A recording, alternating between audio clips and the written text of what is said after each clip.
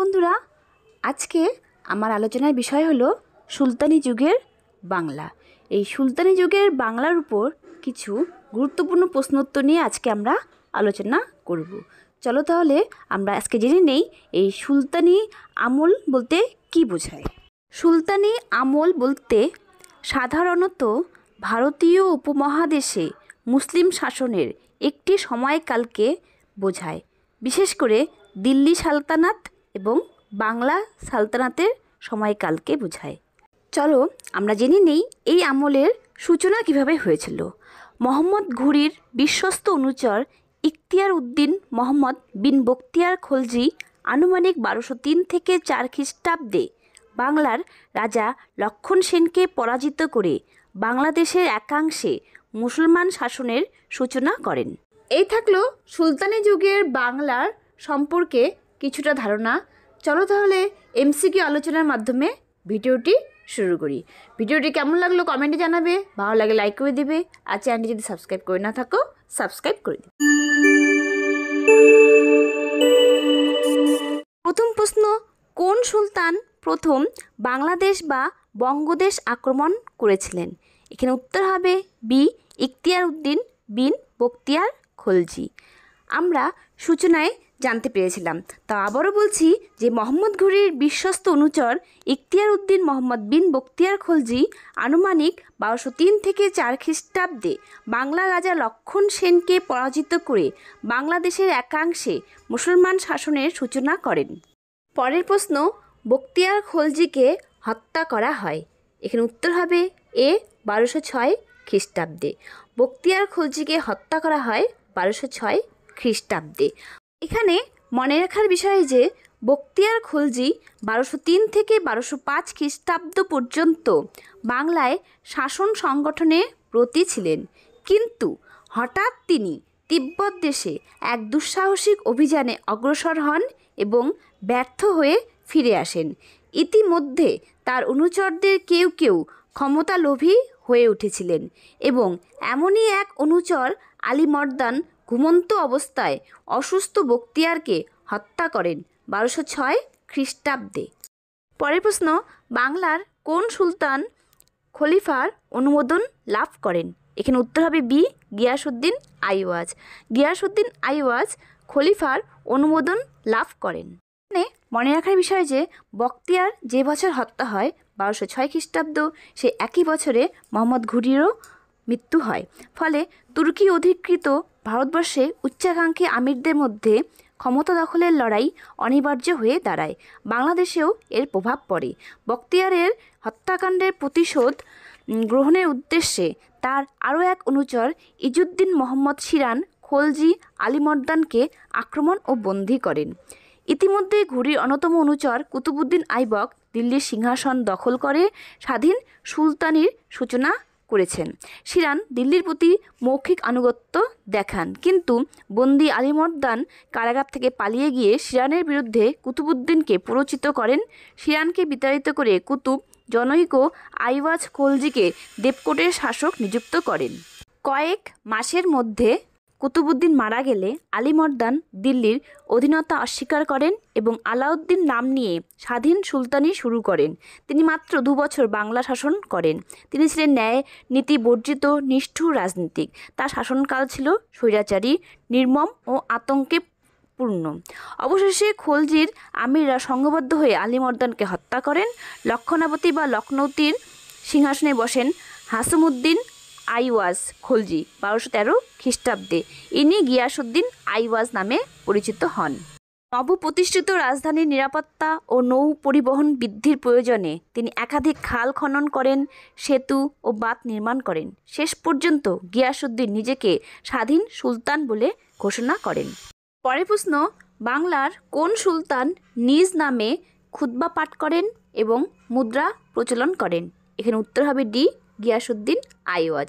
গিয়াসউদ্দিন আইওয়াজ নিজ নামে খুতবা পাঠ করেন ও মুদ্রা প্রচলন করেন। পরের প্রশ্ন, বাংলায় মামেলুক বংশের সূচনা করেন? এখানে উত্তর হবে নাসিরউদ্দিন মাহমুদ। নাসিরউদ্দিন মাহমুদ বাংলায় মামেলুক বংশের সূচনা করেন। এখানে মনে রাখার বিষয় যে এই বংশের গুরুত্বপূর্ণ পদের জন্য প্রতিনিধি 60 বছর মানে 1227 থেকে 87 বাংলাদেশে শাসন পরিচালনা করেছিলেন। এদের মধ্যে অন্তত 10 জন ছিলেন দিল্লি দরবারের প্রভাবশালী অভিজাত। বাল্য জীবনে এরা ছিলেন কৃতদাস। যুবরাজ নাসিরউদ্দিন মাহমুদ মাত্র 18 মাস বাংলা শাসন করেছিলেন। পরের প্রশ্ন, বাংলায় ইলিয়াস শাহী বংশের প্রতিষ্ঠা করেন কে? এখানে উত্তর হবে এ শামসুদ্দিন ইলিয়াস। এখানে মনে রাখতে হবে যে শামসুদ্দিন ইলিয়াস শাহ প্রতিষ্ঠিত রাজবংশ ইলিয়াস শাহী বংশ নামে খ্যাত। বস্তুত ইলিয়াস শাহের সিংহাসনরোহণের মাধ্যমে বাংলাদেশের ইতিহাসে এক নতুন পর্যায়ের সূচনা হয়েছিল। দিল্লির অস্থির রাজনৈতিক পরিস্থিতি এই স্বাধীন সুলতানির প্রতিষ্ঠার পটভূমি তৈরি করে দেয়। এই সময় উত্তর ভারতের রাজনৈতিক বিশৃঙ্খলা সুলতান মোহাম্মদ বিন তুগলককে বিব্রত ও ব্যস্ত করে রেখেছিল। এই সুযোগে হাজী ইলিয়াস লক্ষণাবতীর শাসন ক্ষমতা নিজ হাতে তুলে নেন। পরের প্রশ্ন, আদিনা মসজিদ 1369 খ্রিস্টাব্দে কে প্রতিষ্ঠা করেন? এখানে উত্তর হবে এ সিকান্দার শাহ। আদিনা মসজিদ 1369 খ্রিস্টাব্দে সিকান্দার শাহ প্রতিষ্ঠা করেন। এখানে মনে রাখার বিষয় যে ইলিয়াস শাহের মৃত্যুর পর তার পুত্র সিকান্দার শাহ বাংলার সিংহাসনে বসেন।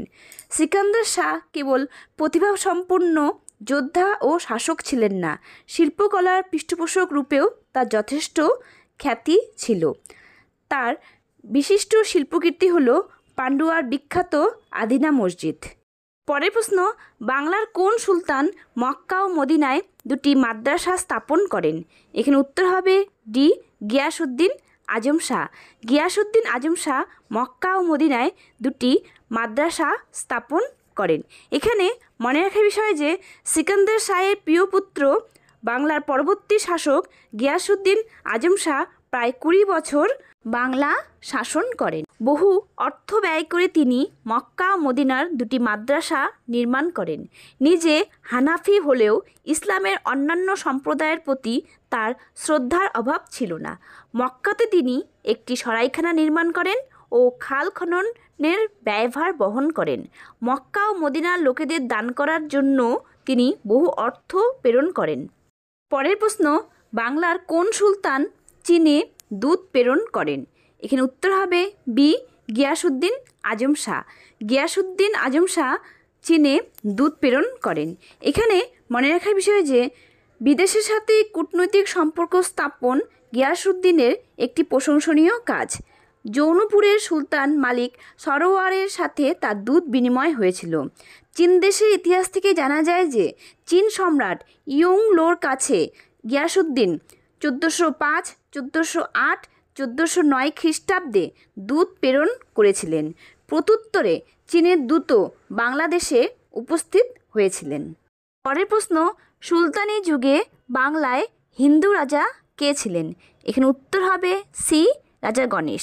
রাজা গণেশ সুলতানি যুগে বাংলায় হিন্দু রাজা ছিলেন। এখানে মনে রাখার বিষয় যে গিয়াসউদ্দিনের মৃত্যুর পর তার পুত্র সৈফুদ্দিন হামজা শাহ সিংহাসনে বসেন। 2 বছর রাজত্ব করে সৈফুদ্দিন মারা যান। আরবদেশীয় ইবনি হজরের লেখা থেকে জানা যায় যে সৈফুদ্দিন হামজা তার জনৈক কৃতদাস শিহাবুদ্দিন কর্তৃক নিহত হয়েছিলেন। অতঃপর ওই কৃতদাস শিহাবুদ্দিন বাজিদ শাহ নাম নিয়ে বাংলার সুলতান হন। অবশ্য তিনি ছিলেন নামে মাত্র সুলতান। প্রকৃত শাসন ক্ষমতা ছিল সমকালীন রাজনীতির প্রধান নিয়ন্ত্রক হিন্দু সামন্ত রাজা গণেশের হাতে। ক্ষমতা লাভের পর শিহাবুদ্দিন কিছুটা আত্মসচেতন হয়ে উঠলে রাজা গণেশ তাকে হত্যা করেন। অতঃপর শিহাবুদ্দিনের পুত্র আলাউদ্দিন ফিরোজ শাহকে সিংহাসনে বসিয়ে রাজা গণেশই রাজত্ব চালাতে থাকেন। পরের প্রশ্ন, রাজা গণেশের পুত্রের নাম কি? এখানে উত্তর হবে এ জিতমল বা যদু। রাজা গণেশের পুত্রের নাম জিতমল বা যদু। এখানে মনে রাখার বিষয় যে রাজা গণেশের শাসনকাল ছিল স্বল্পস্থায়ী। মুসলমানের সার্বিক আধিপত্যের যুগে গণেশের পক্ষে হিন্দু শাসন টিকিয়ে রাখা অসম্ভব হয়ে দাঁড়ায়। বাংলা দরবেশদের নেতৃত্বে মুসলমানদের একাংশ গণেশের তীব্র বিরোধিতা শুরু করেন। রাজা গণেশ প্রাথমিক পর্যায়ে বিদ্রোহীদের কঠোর হাতে দমন করেন। কয়েকজন নেতৃস্থানীয় দরবেশকে তিনি হত্যাও করেন। এমতাবস্থায় দরবেশের অন্যতম নেতা নূর কুতুব আলম জৌনপুরের শাসক ইব্রাহিম শাক্কির সাহায্যপ্রার্থী হন।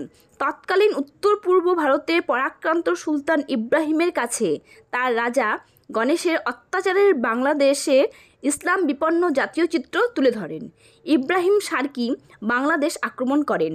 গণেশ তার সমস্ত শক্তি নিয়ে মুসলিম বাহিনীর গতিরোধ করেন, কিন্তু নিজ পুত্র যদু বা জিতমলের বিশ্বাসঘাতকতার জন্য শেষ পর্যন্ত গণেশ পিছু হটতে বাধ্য হন। সিংহাসনের লোভে যদু শত্রু শিবিরে যোগ দেন ও ইসলাম ধর্ম গ্রহণ করেন। পরে জালালউদ্দিন মোহাম্মদ শাহ নাম নিয়ে যদু বাংলার সিংহাসনে বসেন। 1415 খ্রিস্টাব্দ থেকে 16 খ্রিস্টাব্দে এই পরিবর্তন ঘটেছিল।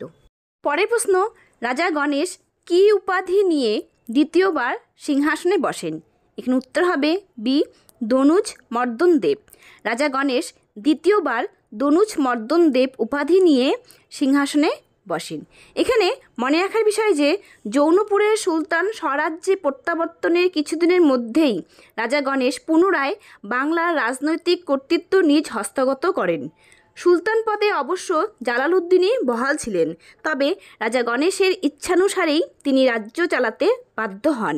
এইভাবে কিছুদিন চলার পর গণেশপুত্র জালালউদ্দিনকে অপসারিত করে নিজে দনুজ মর্দন দেব নাম নিয়ে পুনরায় সিংহাসনে বসেন। জালালউদ্দিনকে হিন্দু ধর্মে পুনর্দীক্ষিত করে গণেশ তাকে কারারুদ্ধ করে রাখেন। দনুজ মর্দন দেব নামে গণেশ সমগ্র 1339 শকাব্দ অর্থাৎ 1417 থেকে 18 খ্রিস্টাব্দ এবং 1340 শকাব্দের অর্থাৎ 1418 থেকে 19 খ্রিস্টাব্দে কিছুকাল রাজত্ব করে পরলোক গমন করেন। পরের প্রশ্ন, পান্ডুয়ার একলাক্ষী প্রাসাদ কে তৈরি করেন? এখানে উত্তর হবে এ, রাজা গণেশ। পান্ডুয়ার একলাক্ষী প্রাসাদ রাজা গণেশ তৈরি করেন। এখানে মনে রাখার বিষয় যে স্থাপত্যকর্মেও গণেশের আন্তরিক আগ্রহ ছিল বলে অনেক ঐতিহাসিক বিশ্বাস করেন। এদের মতে গৌড় ও পান্ডুয়ার কয়েকটি বিখ্যাত স্থাপত্য সৃষ্টি গণেশের আমলে সম্পূর্ণ হয়েছিল। এ ধরনের দুটি দৃষ্টান্ত হল গৌড়ে ফতেখা সমাধি ভবন এবং পান্ডুয়ার একলাক্ষী প্রাসাদ। গণেশ বিখ্যাত আদিরা মসজিদেরও সংস্কার করেছিলেন। পরের প্রশ্ন, পদচন্দ্রিকা গ্রন্থটি কার লেখা? এখানে উত্তর হবে ডি, বৃহস্পতি মিশ্র। পদচন্দ্রিকা গ্রন্থটি বৃহস্পতি মিশ্রের লেখা। এখানে মনে রাখার বিষয় যে শিক্ষা ও সাহিত্যের পৃষ্ঠপোষক হিসাবে বার্বক শাহ খ্যাতি লাভ করেন। হিন্দু ও মুসলমান উভয় ধর্মের কবি ও পণ্ডিত তার পৃষ্ঠপোষকতা লাভ করেছিলেন। এদের মধ্যে অন্যতম ছিলেন সেই যুগের প্রখ্যাত টিকাকার বৃহস্পতি মিশ্র। তার প্রখ্যাত গ্রন্থ পদচন্দ্রিকা, গীতগোবিন্দ, কুমার সম্ভব, রঘুবংশ, শিশুপাল বধ প্রভৃতি বহু গ্রন্থের টিকাকার হিসাবে তিনি খ্যাতি লাভ করেন। বার্বক শাহ তাকে পণ্ডিত সার্বভৌম উপাধি দ্বারা সম্মানিত করেন। পরের প্রশ্ন, শ্রীকৃষ্ণ বিজয় গ্রন্থের রচয়িতা কে? এখানে উত্তর হবে বি, মালাধর বসু। শ্রীকৃষ্ণ বিজয় গ্রন্থের রচয়িতা হলেন মালাধর বসু। পরের প্রশ্ন, বার্বক শাহ কাকে গুণরাজ খাঁ উপাধি দিয়েছিলেন? এখানে উত্তর হবে বি, মালাধর বসু। বার্বক শাহ মালাধর বসুকে গুণরাজ খাঁ উপাধি দিয়েছিলেন। বিখ্যাত বাংলা কাব্য শ্রীকৃষ্ণ বিজয় এর রচয়িতা মালাধর বসুকে বার্বক শাহ গুণরাজ খাঁ উপাধি প্রদান করেন। পরের প্রশ্ন, বার্বক শাহ কাকে পণ্ডিত সার্বভৌম উপাধি দিয়েছিলেন? এই প্রশ্নের উত্তর আমরা একটু আগে জানলাম, আবার বলছি। এখানে উত্তর হবে বি, বৃহস্পতি মিশ্র। বার্বক শাহ বৃহস্পতি মিশ্রকে পণ্ডিত সার্বভৌম উপাধি দিয়েছিলেন। পরের প্রশ্ন, সফরনামা শব্দকোষের রচয়িতা কে? এখানে উত্তর হবে ডি, ইব্রাহিম ফারুকি। সফরনামা শব্দকোষের রচয়িতা হলেন ইব্রাহিম ফারুকি। এখানে মনে রাখার বিষয় যে ইলিয়াস শাহী শাসকদের মধ্যে শ্রেষ্ঠ ছিলেন নাসিরউদ্দিনের পুত্র রুকনুদ্দিন বার্বক শাহ। এই বার্বক শাহের দরবারে বহু মুসলমান পণ্ডিত সম্মানের সাথে অবস্থান করেছিলেন।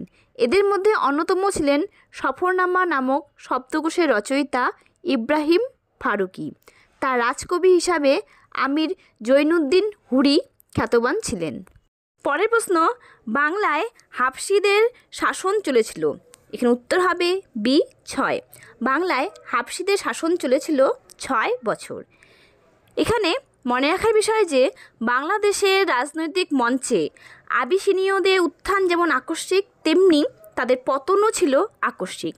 1487 খ্রিস্টাব্দে ইলিয়াস শাহের বংশধর সুলতান জালালউদ্দিন ফতেহ শাহর মৃত্যুর সুযোগে বাংলার রাজনৈতিক ক্ষমতা আবিসিনীয় হাবশি ইতুদাসদের হস্তগত হয়। 1487 থেকে 1493 খ্রিস্টাব্দ পর্যন্ত 6 বছর বাংলার শাসন ক্ষমতা হাবশিদের হস্তগত ছিল। এই 6 বছরে 4 জন হাবশি বাংলার শাসন পরিচালনা করেছিলেন। এই শাসনকালের চরিত্র বিচার করে পণ্ডিতেরা আলোচ্যকালকে বাংলায় অন্ধকার যুগ বা ডার্ক এজ বলে বর্ণনা করেছেন। পরের প্রশ্ন, হাবশি শাসনের কে অবসান ঘটান? এখানে উত্তর হবে বি হুসেন শাহ। হাবশি শাসনের অবসান ঘটান হুসেন শাহ। এখানে মনে রাখার বিষয় যে হাবশি শাসনের সর্বশেষ শাসক সিদি বদর 1491 খ্রিস্টাব্দে শামসুদ্দিন মুজফ্ফর নাম নিয়ে বাংলার সিংহাসনে বসেন। 3 বছর জুড়ে দেশে চলছিল অবাধ হত্যা ও শোষণ।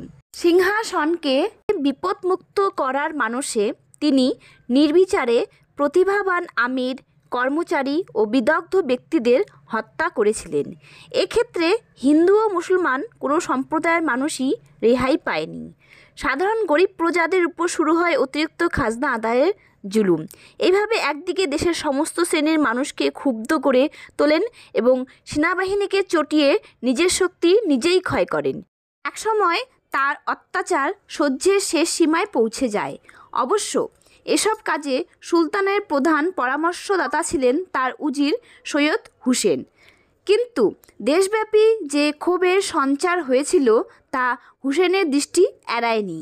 তাই তিনি মুজাফফরের বিরুদ্ধে ক্ষুব্ধ দেশবাসীর নেতৃত্ব করাকেই শ্রেয় মনে করেন। এমতাবস্থায় মুজাফফর তার অনুগামীদের নিয়ে এক সুরক্ষিত দুর্গে আত্মগোপন করেন।